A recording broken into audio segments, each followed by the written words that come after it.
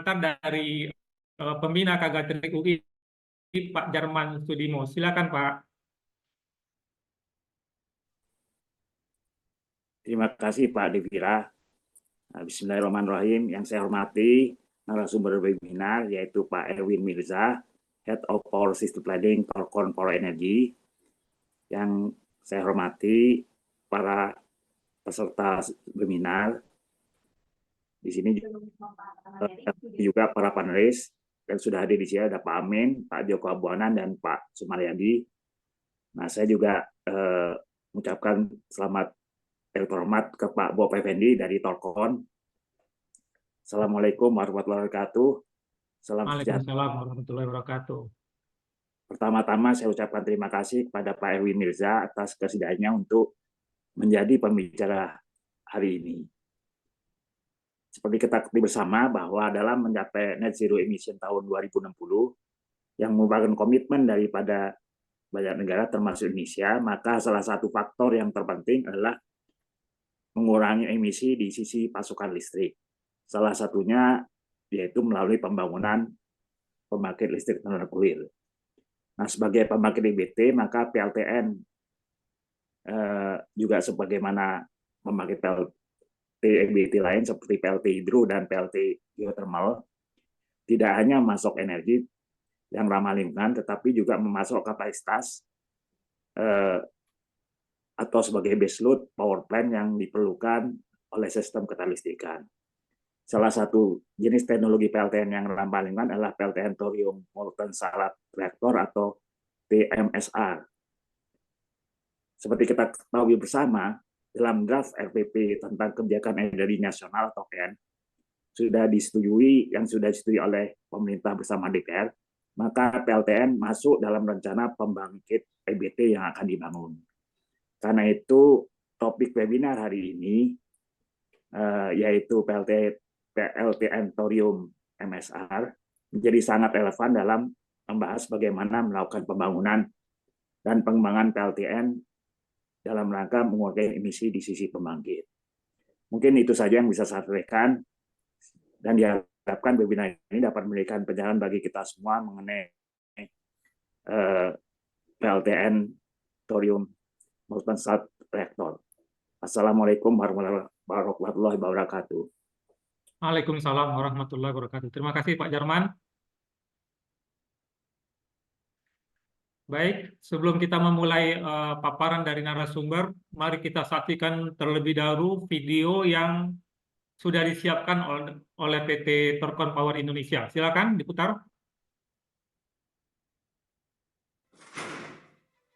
Thorcon TMSR 500 consists of two modules, nuclear and power module.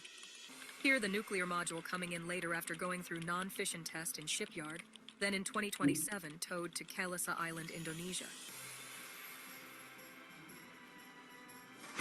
The following are some of Thorcon TMSR 500 features.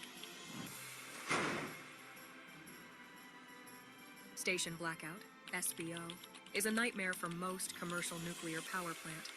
It has up to 4 days of cooling after SBO happen. Some newer reactor design could have up to a week, but Fukushima need 14 days to handle the emergency. Thorcon has indefinite time for cooling with both water and air.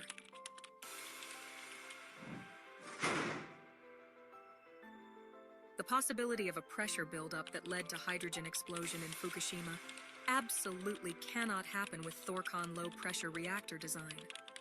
The pressure inside the reactor is less than 10 bars, the same pressure as your home water piping. Also, the decay heat removal is done passively with law of physics not needing any electricity or human intervention, thus making Fukushima scenario non-existence.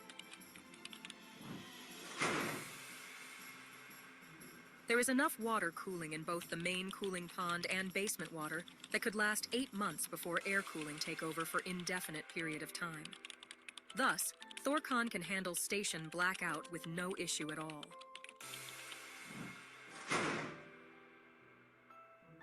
With high temperature steam at 550 C, unlike conventional commercial reactor which can only generate 335 C steam, Thorcon can utilize supercritical steam turbine making it more efficient, achieving 46% efficient, thus lower cost of generation. By utilizing the 600 MW supercritical steam turbine, the same use by coal plant, such as Cyrabon Power Unit 1, Thorcon can use the whole coal plant balance of plant, thus achieving a low dollar 1,000 per kilowatt overnight cost, cheaper than coal.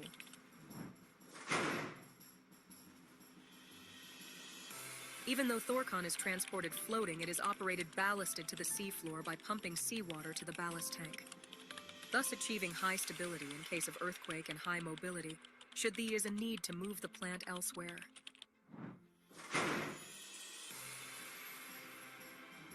One of power plant long lead item is transformer. In every Thorcon unit, a reserve transformer is standard equipment. Switchyard is gas insulated, achieving space saving.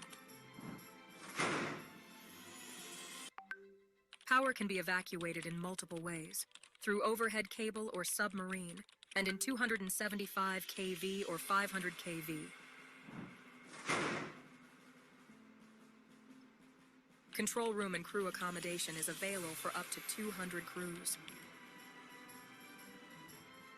In summary, Thorcon is a complete clean energy power plant on a barge platform. Low pressure reactor with ultra-safe features, high mobility, small footprint, high reliability, multiple mode of operation. Most of all, at a cost competitive with coal, thus a practical solution to energy transition. A dream come true for PLN. Kalasa Island Complex will be built to accommodate the power plant itself, including a maintenance facility, docking facilities, and a helipad. The complex can accommodate up to 700 workers.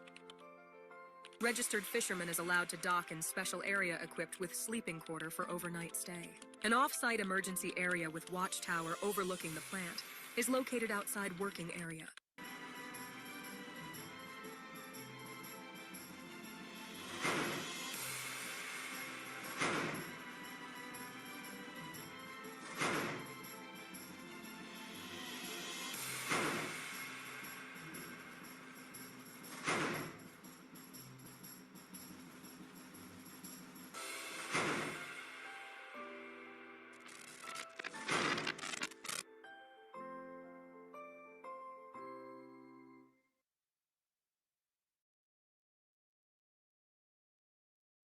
Wah, itulah video dari PT Thorcon Power.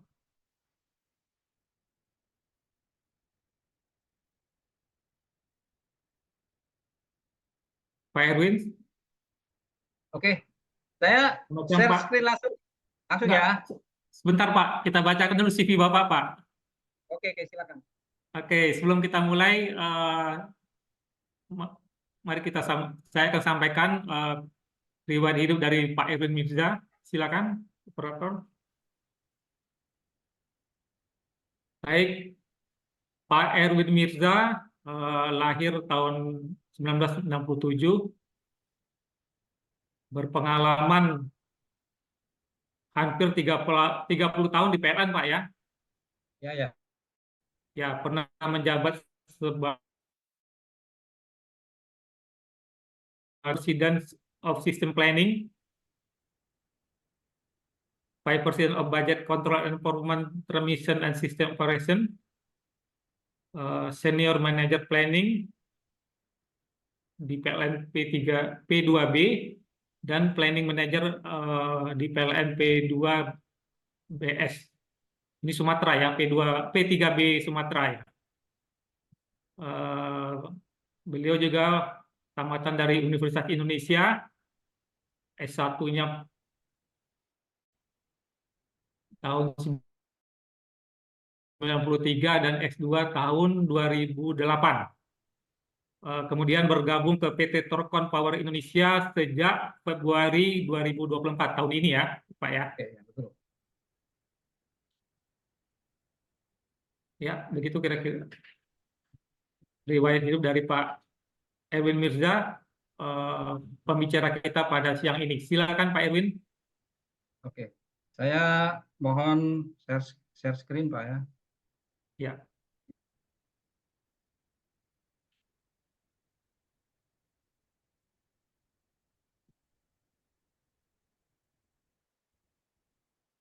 Baik, pertama-tama saya ucapkan terima kasih. Suara saya jelas, Pak Eka? Jelas Pak, jelas Pak. Oke ya. Pertama-tama saya mengucapkan terima kasih kepada Kak Gatrik UI ya, sudah diperkenankan untuk menyampaikan bahan terkait dengan PLTN TMSR 500 ya, untuk proyek di Pulau Klasa 1 di Bangka. Kemudian yang kedua yang kami hormati, kebetulan di sini hadir Pak Agus ya, anggota DEN ya, Dewan Energi Nasional. Terima kasih Pak Agus sudah hadir ya, Bapak yang bikin kebijakan tentang energi di Indonesia. Kemudian ya, makasih Pak Agus sudah hadir, Pak Agus ya. Mohon masukannya nanti. Kemudian Makasih Pak Erwin, makasih. Pak Jarman, senior kami di UI, makasih. Kemudian para narasumber di sini kebetulan hadir dosen kami Pak Amin, rekan saya Pak Sumaryadi ya, dan dulu direktur di PLN Pak Joko Abumanan ya, terima kasih sudah hadir. Kemudian juga kami hormati kebetulan hadir juga Direktur Operasi PT Torkon Power Indonesia Bapak Bob Sulaiman Effendi ya. Terima kasih Pak Bob sudah sempat hadir Pak Bob. Baik, saya siap, saya ada di sini. Ya, mohon nanti dibantu Pak ya kalau ada pertanyaan yang terkait sama nuklir. Karena kita orang elektrik kan Pak. Oke ya. Mungkin pada hari ini saya mungkin lebih banyak mengajak diskusi saja ke rekan-rekan sekaliannya, terutama di keluarga besar UI dan rekan-rekan lainnya yang kebetulan hadir pada siang hari ini. Pertama terkait dengan target net zero emission, yaitu di mana kita tidak ingin membakar yang menghasilkan CO2, pembangkit yang menghasilkan CO2 lagi ya. Kita sudah ingin lingkungan kita bersih. Kemudian kita lihat juga dari terkait dengan DPP listrik PLN yang sumber dari data statistik PLN. Kemudian teknologi PLTN yang nomor 3. Selanjutnya nomor 4 adalah PT Torkon telah membuat proposal ya, PLTN pertama ya. Ya udah selesai ini kebetulan ya, banyak sekali peminat tapi tidak ada satupun yang bikin, belum ya, mungkin belum ya, belum memulai ya, lagi menunggu, tapi PT Torkon sudah menyelesaikan proposal. Kemudian yang kelima adalah schedule project ya, PLTN Klasa 1 500 MW di Bangka, dan yang terakhir adalah diskusi dan tanya jawab. Pertama-tama adalah terkait dengan target ini apa?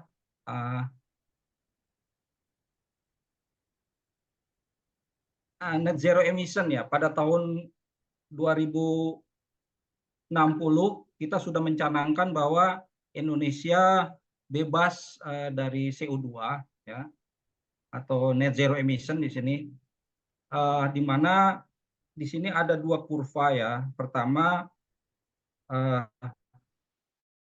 kita punya ada 3 tahapan di sini.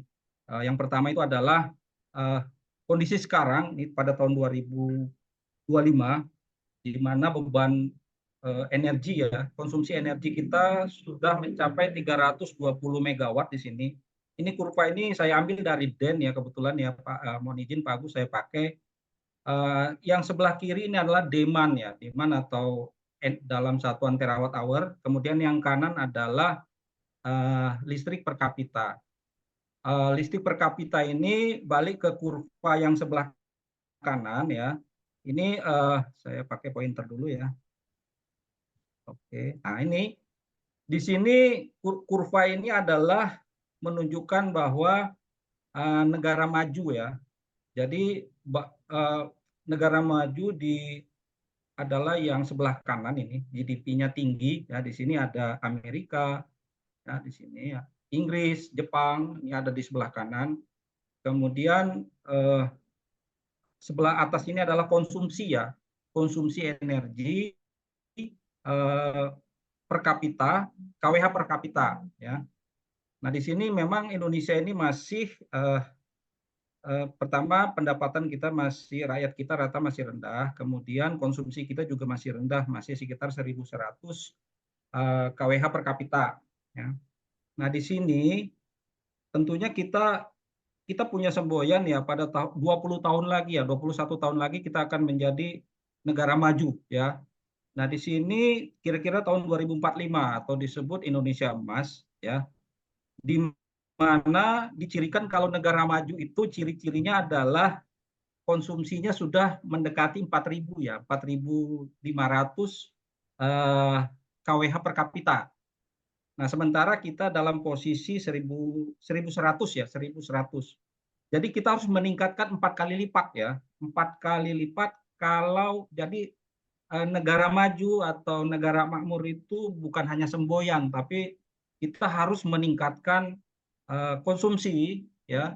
Ini kalau kita lihat dari struktur bebannya, beban listrik kita, penduduk kan nggak mungkin ya, pasti dari industri ya, beban industri yang harus dinaikkan menjadi 4 kali lipat. Jadi artinya supaya banyak rakyat kita yang bekerja gitu di perusahaan-perusahaan ya, kalau kita sudah menjadi negara industri. Kira-kira itu. Jadi artinya untuk meningkatkan kapasitas konsumsi menjadi 4 kali lipat ini dalam waktu 20 tahun ya, 21 tahun itu perlu sekali banyak pembangkit yang mesti kita bangun ya.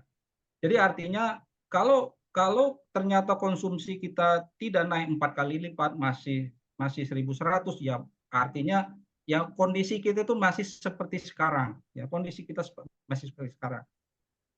Ini untuk yang pertama. Kemudian yang kedua ini juga saya ambil dari DEN ya. Kita lihat ya, teman-teman DEN sudah melakukan simulasi produksi. Di sini yang kurva yang sebelah kiri ini adalah dalam satuan terawatt hour, yang sebelah kanan ini adalah dalam bentuk kapasitas ya, megawatt ya. Ini terawatt hour atau produksi ya.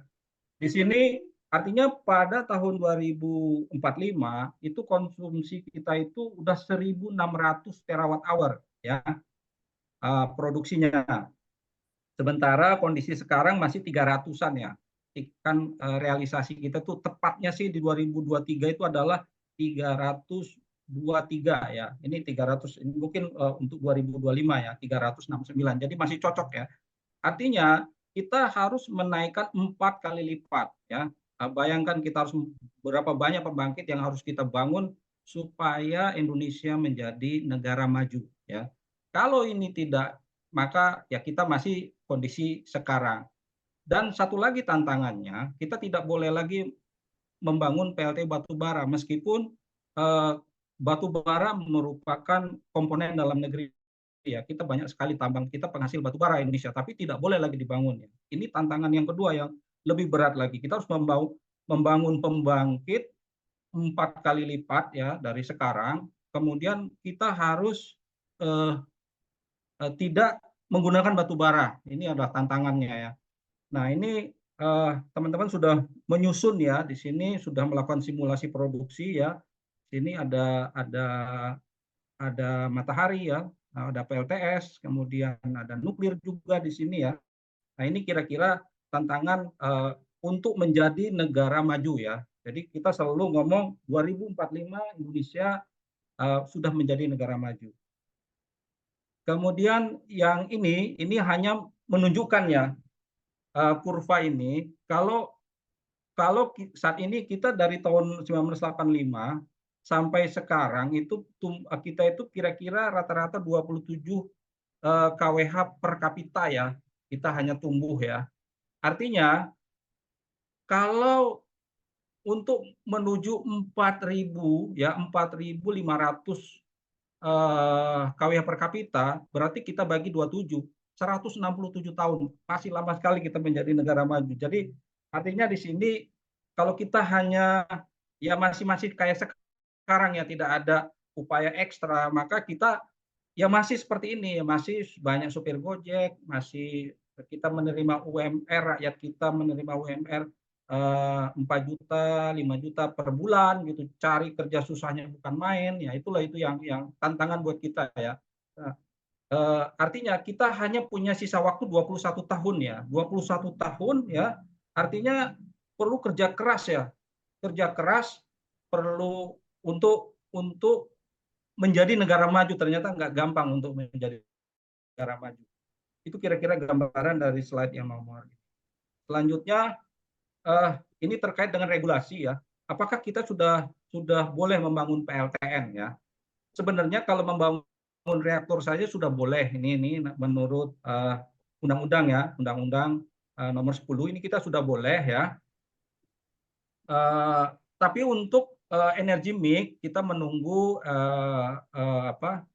ini RUU EBET ya, RUU EBET, kemudian CAN ya, kemudian RPP CAN, kemudian nanti setelah CAN ditandatangan ya, udah kemudian lanjut lagi ke RUKN ya, RUKN baru RUPTL, karena RUPTL adalah list of project ya.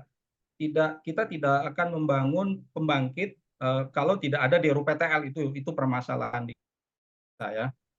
Jadi kita menunggu yang mudah-mudahan pada pemerintahan baru kita sudah boleh energi mix, sudah boleh membangun PLTN lah kira-kira di sini. Kemudian bagaimana dengan ini kita lihat dari statistik PLN tahun 2023 ya, bahwa orang selalu ngomong kita itu listrik di Indonesia masih disubsidi ya, 73 triliun ya tahun 2023. Itu kenapa ya? Itu ternyata pemasukan dari tarif ya, TDL ya, masyarakat itu kita punya tarif yang bermacam-macam, paling mahal itu 1.600 ya, 1.600. Kemudian yang murah itu industri ya, 970 ya, di bawah 1.000 ya. Itu rata-ratanya 1.100, 1.155 di sini ya. Rata-rata saya pakai ini ya. Nggak muncul ini. Pointer ya. Oke. Nah, ini ya. BPP kita 1.600. Biaya pokok produksi kita 1.600 ya.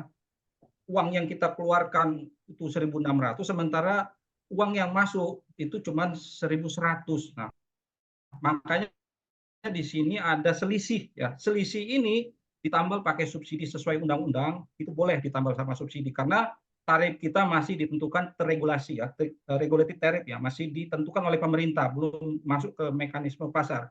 Kalau sudah masuk ke mekanisme pasar, maka tentunya income ini harus lebih tinggi dari biaya pokok produksi energi listrik. Ini problem di kita. Kenapa? Karena kita masih menggunakan sumber-sumber energi yang mahal ya. Di kita itu masih menggunakan sumber energi yang mahal. Di sini kelihatan yang paling murah itu adalah batu bara. Batu bara itu sekitar 600-an ya. Ini ada yang sudah lunas masalahnya. Kalau PLT batu bara baru sekitar 1.000 ya. Kalau komponen A-nya sudah lunas, tinggal komponen C-nya saja, komponen C-nya sekitar 500 rupiah per kWh ya. Karena dengan asumsi kita kan masih dapat harga batu bara yang murah ya, MO ya, $70 per ton ya. Kalau di luar negeri mungkin harga musim dingin ini udah tinggi kalau di Eropa. Tapi tetap saja karena batu bara itu adalah milik pemerintah ya, yang dikelola swasta. Tapi intinya batu bara itu adalah milik pemerintah ya, sehingga pemerintah punya kewenangan untuk memberi DMO untuk memproduksi listrik ya. Jadi sehingga hanya Rp500 per kWh untuk komponen C-nya saja. Yang paling mahal apa? Ternyata BBM ya. BBM itu 8.700. Nah, ini di sini ada datanya ya. Saya ambil aja data ini, PLTD ini 8.700. Bayangkan 8.700 itu hampir 50 sen ya. 50 sen ini ya. Mahal sekali ini ya. Tapi kenyataannya memang seperti itu karena negara kita negara kepulauan ya. Listrik harus nyala ya. karena negara ini sudah 70 tahun merdeka, tidak mungkin listrik itu dimatikan dengan alasan biayanya mahal, tidak ya. Artinya ini tugas kita sebagai orang-orang listrik untuk mencari sumber-sumber energi murah supaya kita bisa menggeser biaya pokok produksi ini minimal sama ya. Kalau dulu itu idenya adalah karena harga yang paling murah adalah batu bara sekitar 7 sen ya, 7 sen itu sekitar Rp1.000 per kWh. Kita batu barakan saja seluruh Indonesia ini, maka otomatis subsidi itu menjadi nol ya. Kalau 1.000 malah kan untung.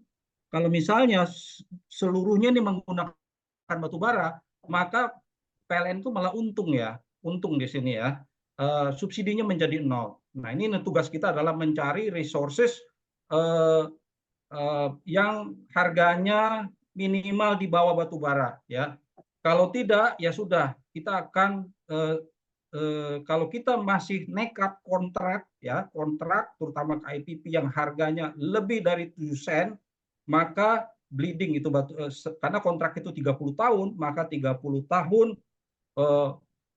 uang subsidi yang mestinya untuk kesehatan, untuk pendidikan harus membayar ke IPP itu yang kontraknya tinggi tersebut.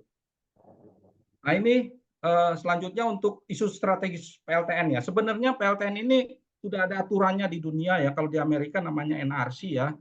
Kalau di Indonesia itu ada namanya Bapeten ya. Sesuai undang-undang, Bapeten lah yang dikasih kewenangan untuk menentukan apakah PLTN ini aman atau tidak. Penggunaan teknologi juga Bapeten ya. Tapi di kita ini banyak ikut-ikutan ya, yang sebenarnya tidak berwenang, malah ngomongnya itu ya, meminjam tangan Bapeten gitu ya. Sebenarnya Bapeten lah yang menentukan ya. Kemudian lisensi ya, karena nuklir ini mulai dari tapak ya, desainnya juga, operasinya juga ya ditentukan oleh Bapeten ya. Jadi kalau kata Bapeten tidak ya tidak, kalau kata Bapeten lulus ya lulus ya. Jadi Bapeten lah ya. Kayak seperti polisi memberi SIM ya. Kalau polisi sudah kasih SIM ya Anda boleh nyetir gitu ya. Kalau Anda tidak lulus SIM, maka Anda tidak boleh nyetir. Kalau Anda nekat nyetir akan ditangkap. Kira-kira seperti itu ya. Termasuk limbah dan kesiapan SDM. Ini kalau di Amerika namanya NRC ya, di atasnya lagi di dunia namanya EIA ya. Jadi kita nggak usah ikut-ikutan lah ya mengambil alih kewenangan Bapeten ya. Kita coba-coba ngomong, wah ini teknologinya, karena terus terang untuk bikin PLTN di Indonesia mau pakai generasi ketiga, mau pakai generasi keempat, tetap saja harus daftar ke Bapeten lulus atau tidak ya. Generasi ketiga juga kalau tidak lulus lisensinya tidak keluar. Kemudian yang perlu kita pikirkan itu ya seperti gambar tadi ya, apakah pendanaan untuk membangun pembangkit itu menggunakan uang negara atau tidak, atau ya skema ini ya swasta ya, atau PLTN itu akan menggantikan batu bara ya sebagai baseload. Kemudian harga jual listriknya di atas 7 sen atau di bawah 7 sen. Kalau di atas 7 sen, berarti siap-siap bayar subsidi. Ya. Karena batas psikologisnya adalah 7 sen. Ya. Batu bara, batas. Kalau kita nekat, nanda tangan 13 sen atau 10 sen, berarti kita siap-siap untuk membayar subsidi. Ya. Berdasarkan kurva yang tadi. Ya. Kemudian, ini dampak dari subsidi. Artinya, tugas kita adalah mencari pembangkit, apapun itu namanya pembangkit, yang harganya 7 sen. Silakan orang listrik mikirin, ya. Silakan orang listrik itu sekolah S1, S2, S3 untuk menyelesaikan masalah, ya, untuk menyelesaikan masalah di Republik ini. Oke, lanjut. Nah, ini kira-kira ini data ya, saya ngomong ya. Ini kontraknya PLTN di Turki, ya, itu tipenya PWR ya.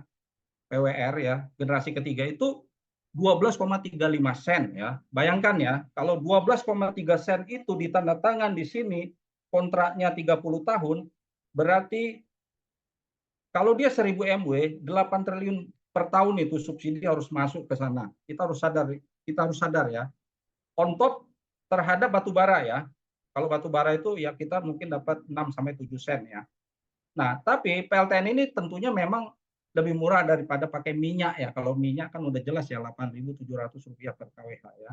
Jadi artinya di sinilah kita tugas kita adalah apakah kita mau menandatangani kontrak yang mahal gitu ya. Karena kontrak itu kontrak jangka panjang ya. Ini sangat berbahaya sekali ya ini. Tugas kita adalah berpikir ya bagaimana caranya kita mendapatkan harga yang murah supaya uang-uang subsidi itu tidak lari lagi ke listrik ya, tapi lari ke yang lebih bermanfaat. Nah, ini kira-kira teknologi nuklir ya.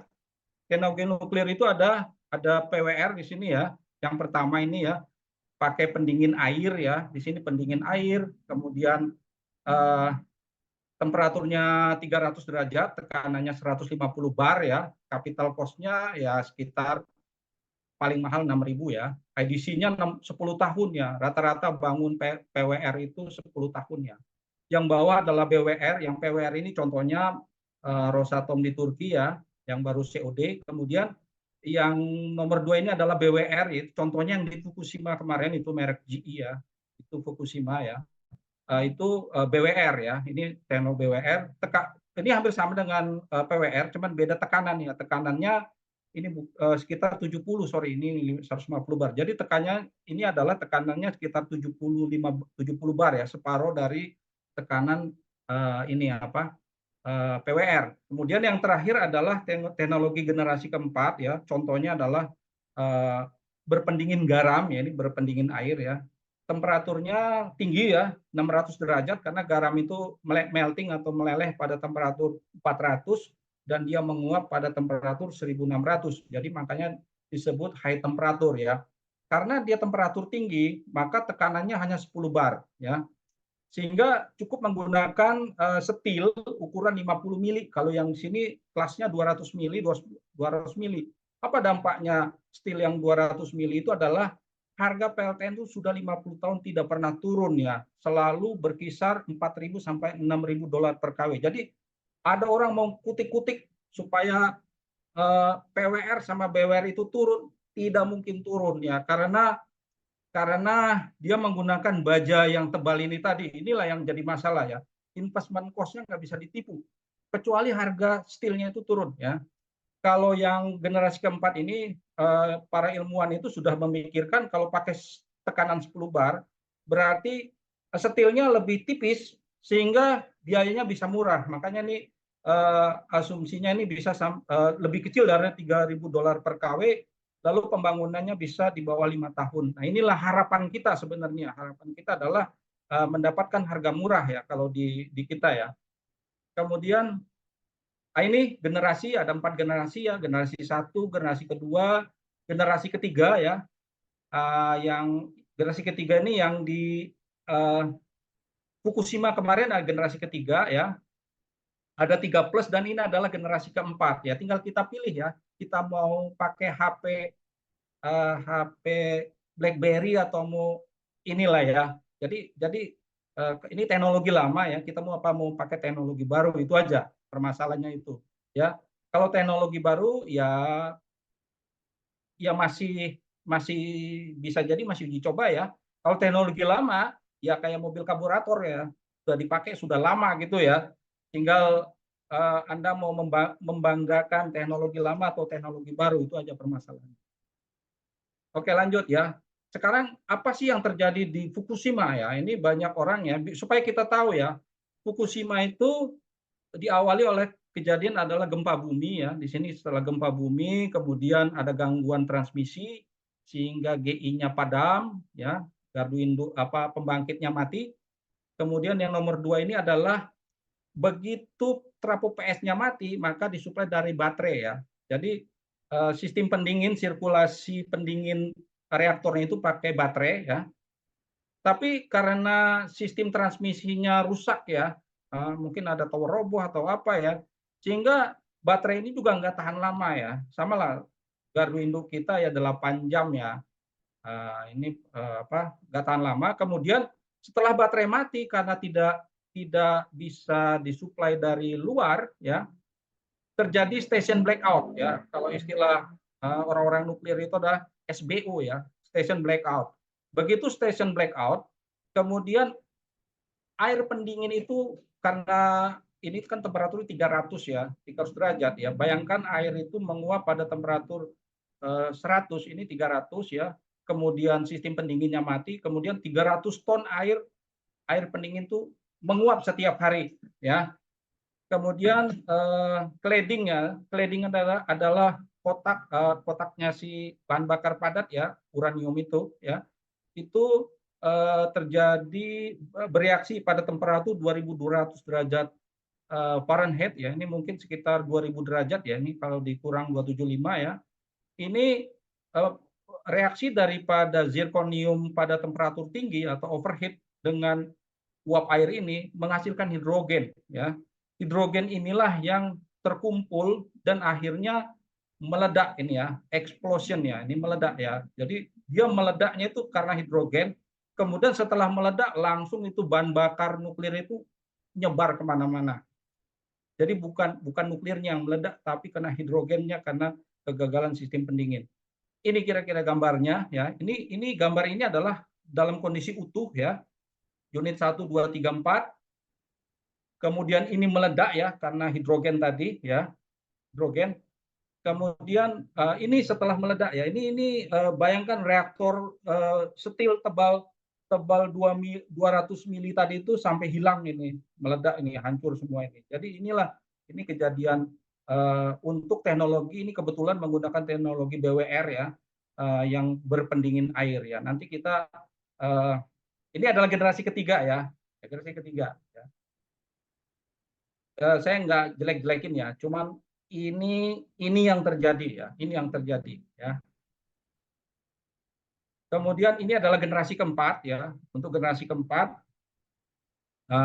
di sini ada HTGR ya, teknologi HTGR, kemudian ada teknologi MSR ya, molten salt reactor ya, ada berpendingin garam ya, ada berpendingin gas. Ini berpendingin gas, kemudian bahan bakarnya ada dalam bentuk cair ya, kemudian ada juga dalam bahan bakar dalam bentuk triso ya, istilahnya padat ya, bulat-bulat ya.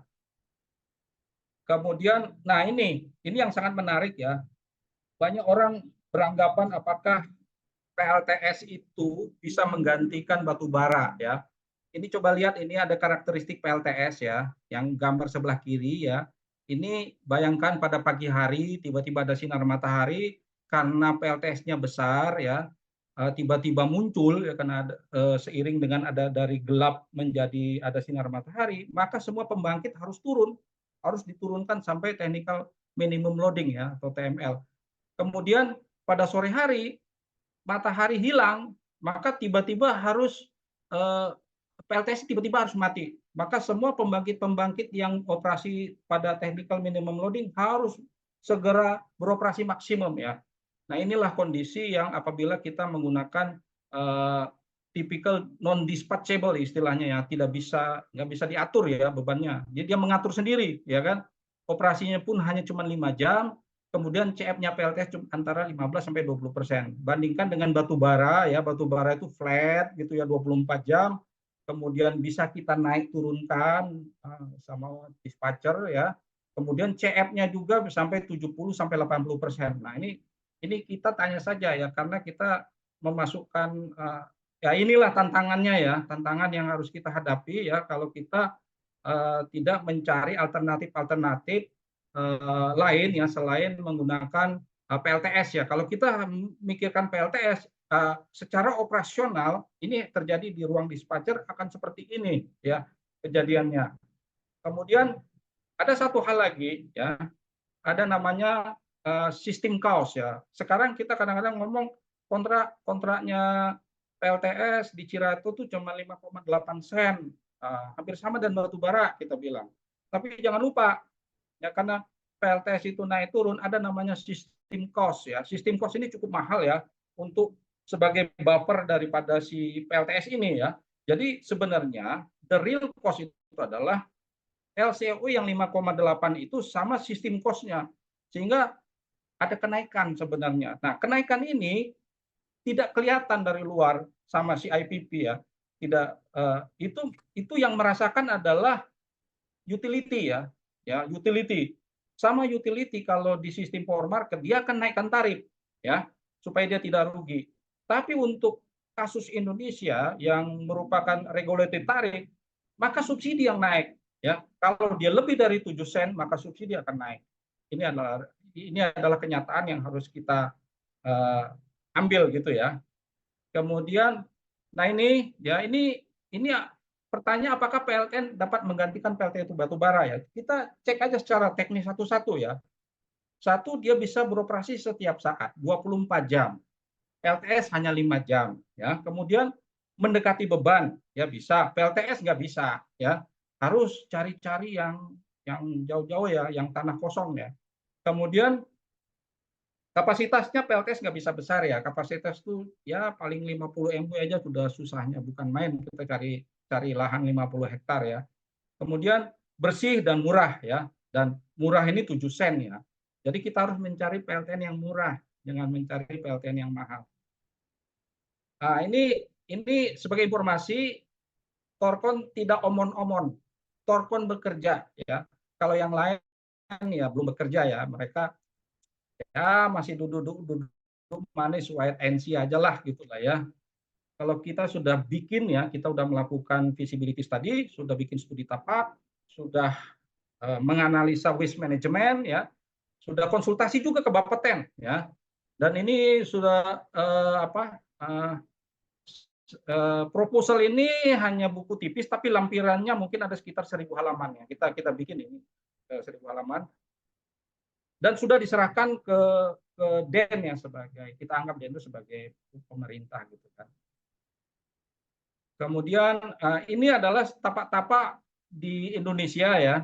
Di Indonesia itu yang aman itu di Bangka sama di Kalimantan. Kita ngomong aja langsung. Nah, di Indonesia itu yang nggak ada gunung api itu cuman Bangka sama Kalimantan ya.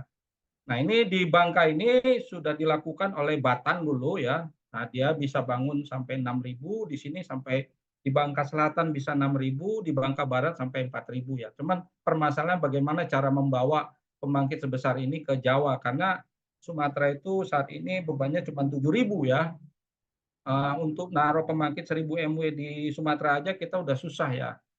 Kemudian di Jepara ya, Tanjung Muria ini sudah di-studi juga sama Batan ya, bisa dibangun sekitar 7.000 ya, 7 kali 1.000 lah. Kalau Rosatom taruh sini mungkin cocok kali ya. Ini kelasnya ke kelas besar ya, kelas besar.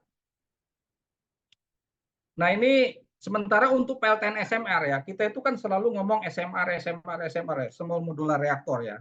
Nah ini di Indonesia sudah masuk juga ya, itu adalah Torkon, dan ada 2 pemain yang sudah masuk ke Indonesia dan sudah melakukan survei tapak Torkon di Pulau Kelasa Bangka ya, di sini kira-kira Pulau Kelasa Bangka, sementara NuScale di Kalimantan Barat ya, di Pulau Gosong ya. Jadi inilah 2 inilah yang sudah mulai bekerja di sini ya.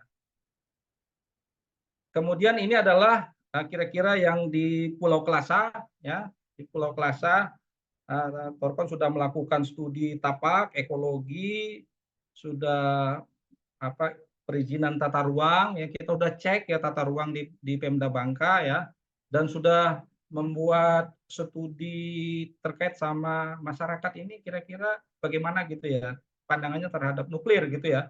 Masyarakat sih oke kalau di pulau, ini pulaunya kira-kira di sini ya, tapi mungkin kalau di pulau besar ini mungkin ya nggak tahu kita ya. Teman kalau di sini oke katanya nggak apa-apa kalau jaraknya jauh ya. Nah ini kenapa di Pulau Kelasa ya? Pulau Kelasa ini kira-kira di Bangka tadi ya, itu tidak berpenghuni pulaunya, jaraknya sekitar 30 kilo dari Pulau Besar Bangka ya, Pulau Bangka. Artinya daerah ini daerah yang terpencil ya. Jadi ini kira-kira di sini ya. Pointer ya, sorry. Nah ini kira-kira di sini ya. Kemudian ini lanjut aja ya. Nah ini kita sudah melakukan grid study ya, grid study. Nah ini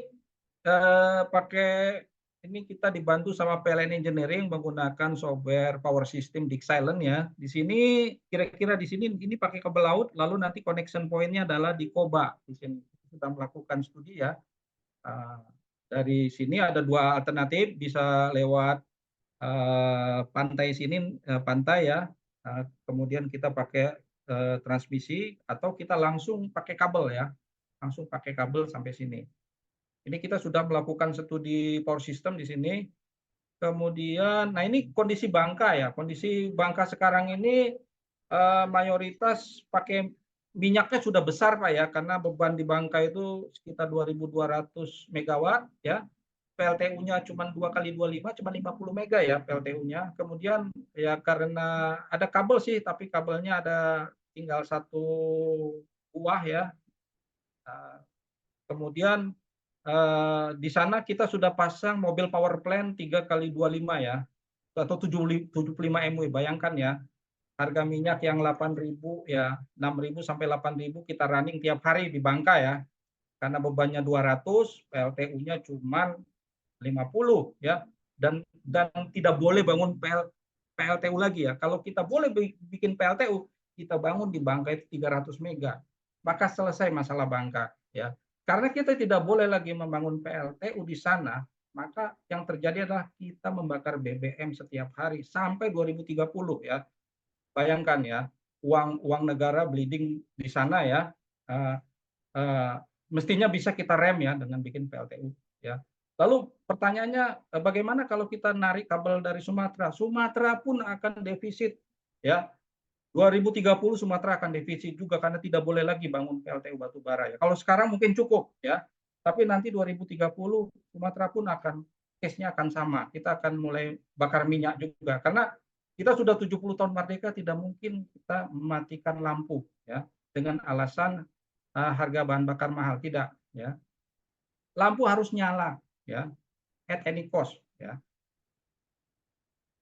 Kemudian ini kita sudah melakukan financial analysis ya, di sini IDC-nya untuk FUAK ini sekitar untuk unit pertama itu sekitar IDC-nya sekitar 5 tahun ya. Overnight cost-nya sekitar 2.120 US dollar per kW ya. Tapi untuk NOAK-nya 1.600 ya, 1.600 US dollar per kW ini hampir mirip dengan harga PLTU batubara. Cuman harga bahan bakar nuklir ini jauh lebih murah daripada harga bahan bakar batubara ya. Kalau batubara itu 50-50 ya, komponen C-nya 50%, komponen A-nya sekitar 50%. Kalau nuklir harga bahan bakarnya jauh lebih murah. Jadi kalau harga investment cost-nya sama dengan batubara, maka tarifnya akan lebih murah dari batubara. Ini ya, jadi tarifnya ini ya kita maju dengan angka untuk unit pertama 6,9. Artinya udah di bawah angka psikologis 7 sen ya. Bayangkan ya, maka kita akan menurunkan subsidi ya kan. Apalagi yang unit kedua cuma 6,5 sen. Nah, kemudian Thorcon itu bonafit enggak sih, pertanyaan orang ya. Kita itu pakai untuk desain engineering, kita pakai perusahaan internasional ya dari Spanyol, itu adalah namanya Emprasio Agropagos ya. Jadi ini perusahaan multinasional ya, dia bukan kaleng-kaleng lah ini ya. Dialah yang membuat detail desain kita ya. Jadi nggak usah diragukan ya. Yang diragukan itu yang nanya, yang meragukan itulah yang perlu diragukan ya. Tapi Emprasio Agropagos tidak perlu diragukan ya. Dia sudah mendesain, sudah lama sekali di perusahaan, sudah kapalan ya. Kemudian untuk supervisi konstruksi itu dari BV ya, dari Prancis, ini juga bukan kaleng-kaleng, ini perusahaan-perusahaan besar ini ya. Kita sudah bikin kontrak sama Empresario ya. Selanjutnya kalau sudah mau konstruksi kita akan ke BV ya. Nah inilah ya, ini sudah standar internasional ya.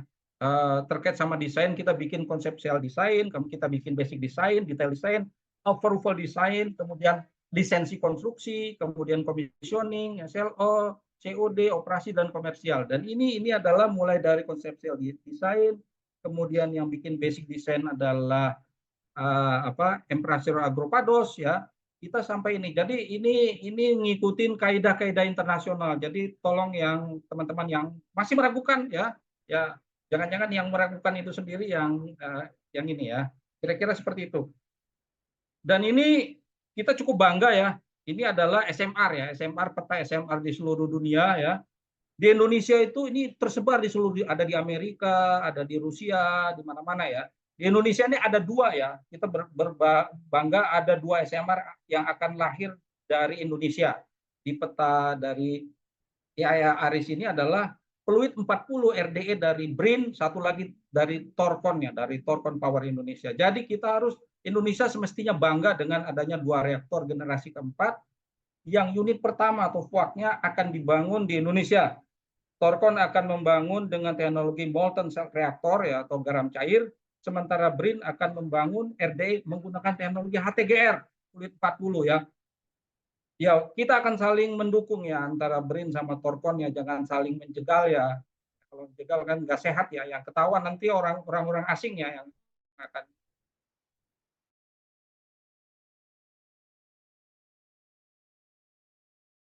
Itu gimana caranya dua reaktor generasi keempat ini benar-benar akan lahir di Indonesia ya.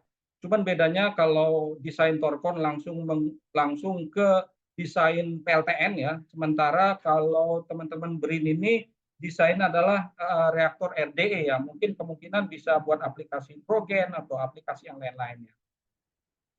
Oke, kemudian untuk ini ya, untuk bahwa jangan diragukan Bapeten. Bapeten itu pakai kaidah internasional. Dia itu melicense itu mulai dari tapak ya, mulai dari desain ya, desain sebelum dibangun itu sudah di approval sama dia. Kemudian mau konstruksi ada namanya lisensi konstruksi. Kemudian commissioning, di setiap tahapan kalau tidak lulus tidak boleh ya. Jadi jangan berharap, jangan meragukan Bapeten ya. Jadi kalau tidak lulus tidak boleh dioperasikan ya. Tapi kita ini kadang-kadang belum apa-apa, wah ini bahaya ini kok dia yang nggak ngerti ngomong bahaya. Percayakan sama Bapeten karena Bapeten lah yang mengetahui semuanya ini ya. Karena dialah yang diamanatkan oleh undang-undang, dan di atas Bapeten itu ada IAIA. Bapeten itu bisa berdiskusi sama IAIA. Kemudian ini Torkon adalah perusahaan PLTN pertama yang melakukan konsultasi dengan Bapeten. Tapi ingat ya, untuk PLTN generasi ketiga, baik PWR dan BWR yang sudah beroperasi di dunia, kalau dia mau bangun di Republik ini harus ngadep Bapeten. Ya, kalau harus dicek sama Bapeten ya, harus dicek. Kalau kata Bapeten tidak lolos, maka tidak lolos ya, baik generasi ketiga atau generasi keempat ya. Jadi jangan coba-coba ngambil alih kewenangan Bapeten ya. Apalagi ilmu kita belum nyampe gitu ya. Nah ini terkait sama desain ya, ini desainnya Torkon, ini reaktor Torkon ada low pressure ya, kemudian bahan bakarnya cair, kemudian temperatur tinggi. Ini model desainnya Torkon ya, modelnya pakai barge ya, kapal ya, taruh di atas kapal, dipabrikasi di pabrik, dikomisioning di pabrik ya, di wiring di pabrik, dibawa ke site dalam kondisi jadi, sehingga bisa mempercepat pembangunan atau IDC ya, interest during construction ya. Kalau PLTU itu datangnya dalam kondisi terurai, dirakit di lapangan, di wiring di lapangan, ada kemungkinan salah wiring, salah pasang, sehingga butuh IDC yang panjang ya. Nah, itu yang terjadi di PLTN generasi 3 skala besar, tidak bisa dalam kondisi modular, sehingga dibawa ke site dalam kondisi terurai dan dirakit di site. Nah, desain Torkon ini adalah desain SMR, ditaruh di atas barge, dan kebetulan negara kita ada negara kepulauan ya, jadi sehingga gampang mobilitasnya tinggi, bisa dibawa kemana-mana gitu. Nah ini modelnya ya, ini adalah reaktornya ya, reaktornya. Kemudian ini adalah turbin generator sama turbin uap sama generator. Turbinnya menggunakan supercritical, persis sama dengan yang di Cirebon unit 1 ya, persis sama karena pabriknya sama, desainernya sama, mereknya sama ya. Jadi nggak usah diragukan terkait sama turbin generator karena barangnya memang sudah operasi. Nah ini kenapa punya Torkon itu murah ya? Itu dia tadi, pertama karena dia menggunakan tekanan rendah, maka steelnya lebih tipis ya. Steelnya lebih tipis kan tekanan rendah itu hanya cuma 10 bar ya, sehingga dia ukurannya kecil ya, ukurannya kecil dan bisa memotong biaya investasi cukup besar ya. Nah ini kira-kira boiler itu sebesar ini ya. Kemudian kalau dimensinya reaktor Torkon itu kira-kira sebesar ini ya, reaktor MSR ya, MSR. Dan ini adalah LCOE ya. Ini dari dunianya, LCOE-nya ini bisa sekitar 3 sen ya. LCOE-nya bisa 3 sen, bayangkan ya. Kalau dijual harga sekitar 6 sen, 7 sen ya untungnya lumayan ini kan. Kalau ada yang mau tertarik bangun ya bagus ini kan. Nah ini kira-kira ya modelnya seperti ini ya. Ini Cirebon Power ya. Nah kira-kira kalau diparkirin di dekat Cirebon Power ukurannya seperti ini ya. Ya cukup 3-5 hektar saja ya. Kalau PLTU itu bisa sampai 150 hektar, 70 sampai 100 hektar lah ya. Harus ada cool handling segala macam ya, sehingga PLTU itu butuh space yang besar. Kalau Torkon ya cukup segini saja ya, 3-5 hektar ya. Gitet aja 15 hektar ya ukurannya. Ini GI 150 kp lah kira-kira ya. Kalau cuma 3-5 hektar ini Pak Devira ini biasa di Siemens sudah biasa bangun GI konvensional ya Pak Devira ya. Ya kira-kira seginilah ya ukurannya. Dan ini ya turbinnya kira-kira ya, ini kebetulan mereknya sama ya dari Dosan Skoda 660 megawatt steam turbin ya. Nah ini salah satu ini kita ya, investor kita Chris Anderson ya, ya gengnya si itulah ya orang-orang kaya Amerika nih ya, salah satu investor kita. Ini kenapa lebih aman ya? Kenapa generasi keempat lebih aman daripada generasi ketiga seperti di Fukushima ini bisa kita lihat ya.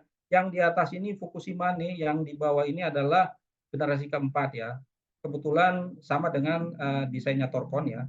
Di sini ini ada zirconium ya, ada air, ada zirconium ya, bisa menghasilkan H2 dan bisa meledak kayak di Fukushima ya. Kemudian kalau MSR tidak ada air, dia pendinginnya adalah garam ya. Tidak ada zirconium sehingga tidak mungkin menghasilkan H2 ya. Maka tidak mungkin karena tidak ada air, tidak ada zirconium, maka tidak mungkin kejadian Fukushima itu akan terjadi di reaktor MSR yang kebetulan mirip sama reaktor Torkon. Kalau kita masih menggunakan air dan pakai bahan bakar padat, pasti pakai zirconium dan kemungkinan terjadi Fukushima itu kemungkinan meskipun kecil ya dia akan terjadi ya, kuncinya ada di sana. Nah ini satu lagi, kita mau alih teknologi ya. Kalau kita menggunakan teknologi generasi ketiga BWR sama PWR itu steelnya itu 200 mm, bendingnya sulit banget ya. Jadi mesin untuk membending steel ukuran 200 mm ini hanya ada di Korea, di Rusia sama di Cina, hanya 3 negara yang punya. Bayangkan, kita nggak mungkin bisa alih teknologi. Kalaupun kita mau alih teknologi, sangat sulit ya. Kemudian satu lagi, generasi ketiga itu agak sulit untuk kita alih teknologi. Cladding bahan bakarnya itu presisi tinggi ya. Mirip-mirip teknologinya gas turbin ya, itu dikuasai sama GE. Kita bisa saja bikin gas turbin, tapi yang high temperatur, teknologi bahannya itu dikuasai sama General Electric Amerika. Kita nggak bakalan bisa mengalahkan teknologinya Amerika ya. Ini sama juga, claddingnya ini sangat sensitif, sangat presisi dan sangat sulit untuk membuat ini. Jadi artinya kalau kita maksain alih teknologi generasi ketiga sangat sulit. Nah, yang mungkin itu adalah generasi keempat. Ya, generasi keempat masih mungkin kita karena satu steelnya lebih tipis sehingga kita punya industri dalam negeri seperti PAL ya. PAL bisa memproduksi kalau steelnya tipis ya. Kemudian kita nggak menggunakan cladding seperti ini. Kita bisa bikin pabrik bahan bakar cair itu bisa kita bikin ya. Kemudian di Indonesia itu tambang-tambang kita penghasil uranium cukup besar ya. Kita bisa pakai uranium bisa kita tambang ya di Indonesia sehingga kita bisa membangun industri ya. 2045 ya, 20 tahun lagi kita bisa memiliki industri ya. Kita benar-benar menjadi negara maju, bukan menjadi pasar produk-produk asing ya. Jadi hati-hati ya, jangan salah strategi dalam membangun PLTN pertama. Jangan sampai kita hanya menggunakan produk asing tanpa bisa membuatnya di dalam negeri ya. Ini pertanyaan selalu ya, apakah generasi keempat MSR itu sudah proven ya? Ya, ini ya. Jadi sebenarnya MSR itu sudah dibikin, dulu ada reaktor 8 megawatt ya pada tahun 2060. Itu kalau dalam orang-orang nuklir ya, itu namanya critical hour ya. Critical hour itu artinya reaktornya sudah stabil. Nah, jadi ini sudah ada parameter teknik yang bisa kita pakai ya sebenarnya untuk mendesain reaktor MSR. Kemudian pertanyaan, apakah Thorcon itu sendiri yang membuat teknologi MSR? Tidak ya. Banyak yang membuat di dunia itu, banyak yang membuat ya. Salah satunya ini ada dari Abilene ya. Abilene ini juga dia sudah ada izin konstruksi ya. Ini dari NRC ya, ini ada alamatnya ya. Nah, bisa masing-masing bisa dibuka, ini sangat detail sekali si Abilene ini membuat konseptual desain, membuat detail desain, approval desain, bahkan dia sudah izin konstruksi dan reaktornya akan jadi pada tahun 2025 ini udah jadi ya. Dan ini terbuka semua, bahkan Bapeten saat ini memonitor ini ya, sehingga Bapeten itu bisa jadi acuan pada saat mengevaluasi desainnya Thorcon ya. Jadi sangat percaya diri gitu ya, karena sudah ada ininya ya, ada referensinya dari luar. Kemudian di Cina juga, di Cina ini di Sinap, dia sudah kritikal bulan Juni kemarin ya, dia akan membangun 100 mega. Jadi nggak usah khawatir terkait sama desain teknologi molten salt reactor ya. Ini juga terkait sama waste manajemennya juga sudah disiapkan ya. Ini kira-kira schedule ya. Balik lagi ya, schedule kita kira-kira kita akan mulai, kalau misalnya kita sebenarnya Thorcon itu konsepnya gini ya. Kita akan membangun PLTN dengan biaya sekitar 1 billion US dollar ya, 1 billion sekitar 17 triliun ya. Equity-nya 20%, kemudian debt-nya 80%. Kita ya mudah-mudahan aja dikasih PPA sama PLN ya. Karena ya kalau nggak PLN ya we lose lah ya, apalah ya. Karena kita nawarin harga dengan murah ya, harga kita itu setara dan batu bara ya, di bawah 7 sen, bayangkan ya, di bawah 7 sen ya, ini akan menjadi solusi menurunkan ini ya. Tapi kalau masih juga ini juga ya mungkin harganya mungkin bagus ya. Kemudian kita akan bangun 2026 ya, kemudian nanti groundbreaking kita rencanakan yang mudah-mudahan ada groundbreaking ya di Pulau Kelasa itu sekitar bulan Agustus ya, pas 17 Agustus ya, 17 Agustus 2027 ya, presidennya masih Pak Prabowo, mudah-mudahan ya bisa groundbreaking di Pulau Kelasa di Bangka. Kemudian kita akan barangnya datang ya, kemudian barangnya unit arrive ya, difabrikasi di Korea ya, rencana kalau nggak di Korea di Jepang ya. Kemudian unitnya datang sekitar bulan Agustus ya, 17 Agustus lagi nih unitnya datang di 2028 ya. Kemudian diisi bahan bakar, kemudian criticality atau dia mulai stabil tuh diperkirakan setelah diisi bahan bakar itu di 17 Agustus. Jadi ini semua didesain 17 Agustus ini sama Pak Bob nih ya. Canggih ini memang. Groundbreaking 17 Agustus, kemudian PLTN-nya datang, kapalnya datang pada 17 Agustus juga, criticality-nya juga di 17 Agustus, sehingga 2030 akhir sudah bisa COD ya. Mudah-mudahan lolos ya, lolos SLO dari Bapeten. Masalah kompetensi ya kita bisa bayar siapa aja lah di dunia. Orang pintar banyak ya. Yang penting strateginya. Nah ini kira-kira gambaran Pulau Kelasa ya. Kemudian ini mungkin sedikit sebelum ditutup, ini ada videonya saya ingin ya. Kira-kira kondisi di Pulau Kelasanya.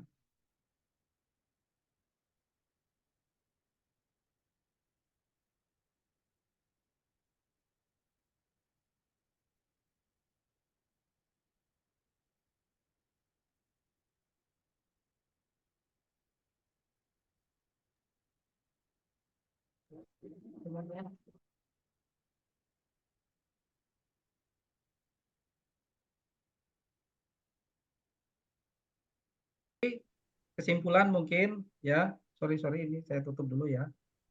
Aduh, nah ya. Saya membacakan kira-kira kesimpulannya.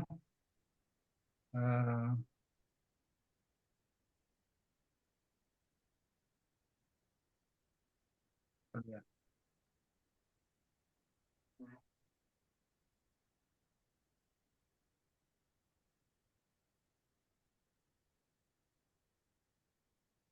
Nah ini, sorry. Jadi kira-kira kesimpulannya adalah satu, kita udah menyelesaikan proposal ya. Kemudian kita udah buka-bukaan harga ya. Belum ada perusahaan di PLTN di luar yang berani buka harga. Kita berani buka harga ya. 6,9 ya. Ingat di kurva tadi ya, presentasi saya pertama, angka psikologis kita 7 sen kalau mau menghilangkan subsidi ya kan. Kemudian ini apa? Ada ini. Oke ya.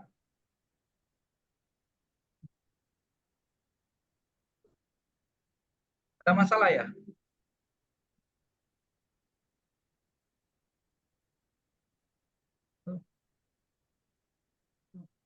Dek, tolong Dek. Saya mau menyampaikan kesimpulan. Ini dah. Oke ya, kesimpulannya kira-kira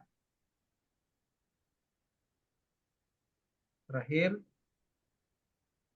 belum ditutup. Ya, kita sudah masuk ke angka psikologis. Kalau Turki 12,35 sen nggak masalah, karena rakyatnya sudah makmur. Kalau kita masalah besar, kita nggak mungkin naikin tarif ya, karena masih banyak supir Gojek di sini. Kemudian Torkon sudah melakukan konsultasi ke Bapeten ya, perusahaan lain belum ada ya. Kita sudah mulai konsultasi, kita ngikutin undang-undang ya. Jadi kalau siapapun yang meragukan Bapeten berarti nggak percaya sama undang-undang yang kita bikin. Kemudian kita sudah menyiapkan pasokan bahan bakar ya, bekerja sama dengan perusahaan Spanyol ya, Enusa ya. Kemudian kita bekerja sama juga sama ITB untuk membangun pabrik bahan bakar. Karena ini bahan bakar cair jauh lebih mudah dibikinnya. Kemudian kita menggunakan konsultan yang bukan kaleng-kaleng ya, konsultan nuklir kelas dunia ya, Empresario Agulpagos ya. Kemudian kita juga ya kita punya nasionalisme lah ya, kita akan membangun industri di sini ya. Kalau orang Rusia mungkin nggak punya nasionalisme Indonesia, dia pingin bikin negara dia gitu. Mungkin itu saja, terima kasih ya.